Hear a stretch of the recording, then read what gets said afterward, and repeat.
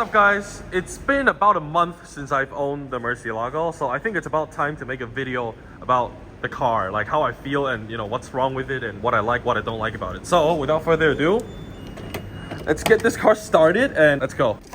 Let's start it up.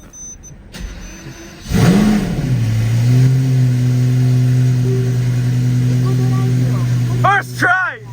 Today's a good day! Alright, now that the car's parked up, let's take a moment to appreciate how good it looks. Ever since Guyane, this is the first time I give all my attention to the car because, I've been busy recording, and whenever I get to drive the car, it's just like one round during the night. So this is one of the rare times I drive it out in broad daylight. Well, now that's being said, let's start with the problems with the car. Honestly, there's not much wrong on the exterior of the car. There's only two things. Well, three things, kind of. First of all, it's the rock chips. Like, look at this. It's low-key kind of brutal. Well, it's partly because I've been driving it hard, so it's my problem, and the front bumper's cracked a bit because of the front lip that was installed. So yeah, I gotta get that fixed. And second of all, the doors, like, it used to stay up, now it doesn't really do. Like, when I first got the car, if I open it halfway, it stays halfway, but now it falls down. But now it still does stay up when I go all the way up. Like when I do this, it does stay up, but just not when it's halfway up. And it's annoying when I'm trying to exit the car. Like, whenever I try to get out of a car, the door just falls down. I have to reopen it every time. It's awkward. All right, since now the doors are up, let's go look at the problems in the interior. First of all, it's the buttons. As I've mentioned a lot of times, these are okay. Like, it's not sticky, but the ones inside, like, you can see the traction button and the sport button, and the lifts and all that. And the worst of all, this key, you can see it reflecting because of the rubber material. It kind of peels off a layer of, I don't know what that is. So like, I want to change all the buttons. I've been looking online to find buttons to replace them, but it's not easy. So let's hope we get that fixed.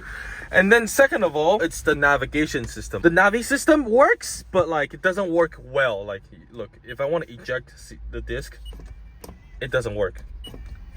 You gotta, really make it so it doesn't work. Kind of, it doesn't really work. It works when I forcefully open it, but like, it kind of scratches the top of the carbon, so I don't want to do that. So yeah, I want to change this as well. And also music.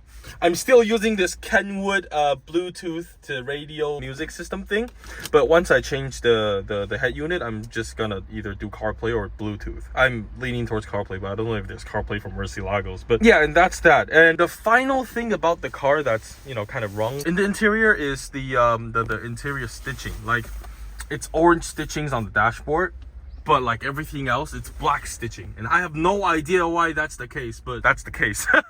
And I'm really just trying to figure out why, because I've asked a few friends, and I even asked the Lamborghini dealer that I know. The explanation they gave me is this is either redone, which I don't think so. It looks like it's factory, not aftermarket. So the only other possible reason is when they're speccing the car, they chose like a two-tone stitching thing, which is like a Lamborghini app Personam customized thing, and it costs a lot more than doing full orange or full black stitching. So I have no idea why. If that's the case, I have no idea why the previous owner decided to opt for two-tone stitching in the car. It's just weird.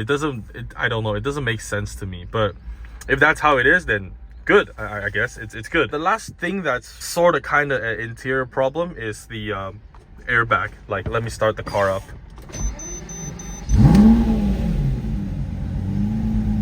So as you can see, the airbag light is on. And it's not normal. It's broken. So it broke when I first adjusted the steering wheel. First time I adjusted it, it was so hard. Like, I couldn't do it. It's kind of stuck because it's not been moved for this long. And as soon as I pull it up, the airbag light went on. So I'm guessing it's the wire that broke. So we gotta get that fixed as well. And yeah, that's all the problems there is to the interior. Let's move on to the mechanical parts. But before I do that, I want to open the engine cover, because why not, right? So let's do that. Yeah, I do it like this because I don't know any other way, but there you go.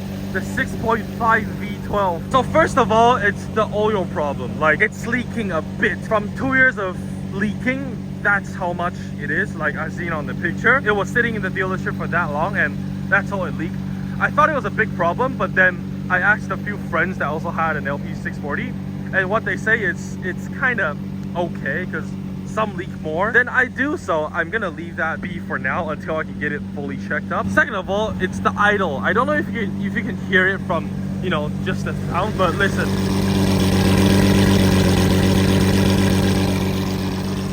There's like a weird click thing that's going on, and then the car shakes when it's idling. So I'm guessing it's either the spark plugs or the ignition coils. So I'm just gonna change that next time I do a service, which is really soon, to be honest. And third of all, you know, I don't know if you can tell just now, but the exhaust is crooked. It's not like centered. Look, it's closer to the left. I don't know, maybe I'll try to get someone to fix it for me, because I don't know why it just come crooked. It's so weird. And the next thing, it's also about the exhaust, are the valves.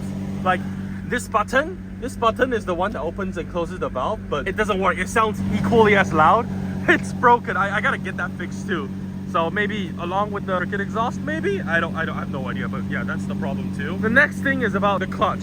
Like, I have no idea, like zero idea what the clutch life is. The car has 20-something thousand kilometers on the clock, so I think, you know, if it's not being changed before, I think it's due for, you know, a clutch repair. So I don't know, I need to get it plugged in. I still cannot get a reservation. So maybe when I get it checked up, I'll know what the clutch is. But right now, when I'm driving it, it kind of jerks a bit when I roll off a traffic light. When I step on the gas, it kind of jerks a bit when the clutch is trying to engage. The last thing is the lights. Let me turn on the lights. I don't know if you can tell, but this side of the light bulb, it lights up, but not this side. It doesn't light up. The previous owner decided to change from the original yellow orangish light bulb to white ones.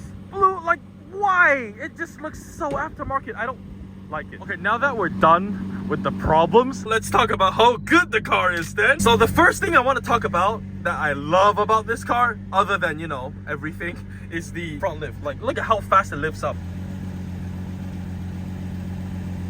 Look at how fast it is.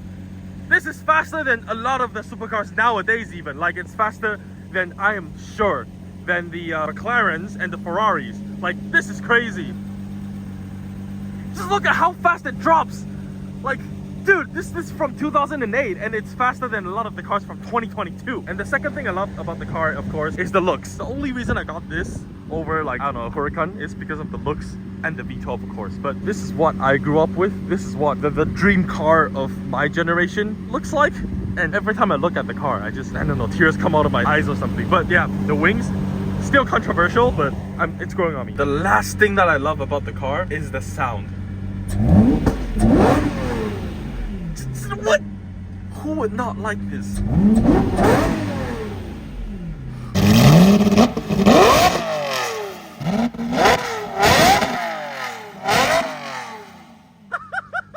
Jesus Christ, my ears hurt just from listening to it. But Jesus, that's still the best V12 that's ever produced by Lamborghini, ever. This is like 20-30 years of engineering. This is the last generation that uses this engine. This is the best form that this engine can ever be, and it sounds amazing. It's so good, especially with the Christ-Cheek exhaust. Like, dude, nobody can deny that, man. It's music. Anyways, with that being said, let's go. Let's drive the car a bit, you know, because it's out already. Why not drive it, right? Yeah, the turning. Oh god, the clutch and the turning. You know, two things that it's weird about the car all at once. Oh god, oh no. Oh shit. And people complain about the visibility of the car, but there's reverse camera there, so it's fine. It's fine. Now's the perfect time to engage the front lift. Yeah, it's so fast. It's done already. Okay, I have no idea what's happening right now, but the front lift, perfect. Don't even need to worry about scratching the bottom now, because it's so high off the ground, especially without the lip. So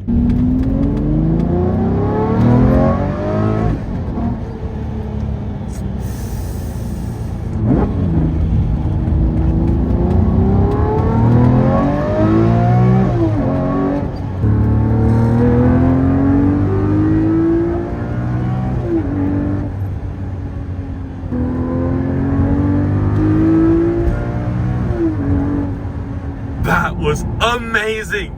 That was perfect. That's everything that I could ever ask for in a supercar. And that's why, despite all the problems, all the things I don't like, you know, it's all fixable, but despite that, this is still by far my favorite car and the best car I've ever driven in my whole life. And that's saying a lot. So on that note, thanks everyone for watching. I just wanted to give you guys an update of, you know, how the car feels to me, the problems, and like, you know, how I feel about the car after like about a month of ownership. And yeah, I hope you guys enjoyed the video. If you guys liked it, just hit the like button. If you guys have anything you want to see or want to ask, or you know, anything else you guys want to see, you know, I like cars. I do all things cars. So let me know what you guys want to see. And if you guys enjoy content like this, hit the subscribe button. Hopefully you guys enjoyed the video, and I'll see you next time. Bye-bye. See you next time. Bye-bye. Finally in. Finally. Oh, never mind.